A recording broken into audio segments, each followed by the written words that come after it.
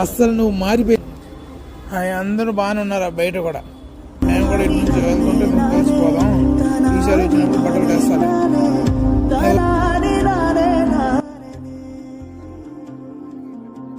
భోజనం అందరూ మంచిగా అసలు హ్యాపీయా? బాగానే ఉందా? ఏమైంది? చీర తెస్తా ఇస్తా. ఇప్పుడు చీరప్పటికి ఇప్పుడు చూడు ఎంత తేడా వచ్చింది అసలు. నువ్వు ఇక్కడ మాకేం లేదు. ఆ రోజు నువ్వు నా మీద కోపం వచ్చి మీరున్నారా? మీరు అసలు నన్ను కలిసి ఎందుకు బాధ లేదా? ఉందా బాధ?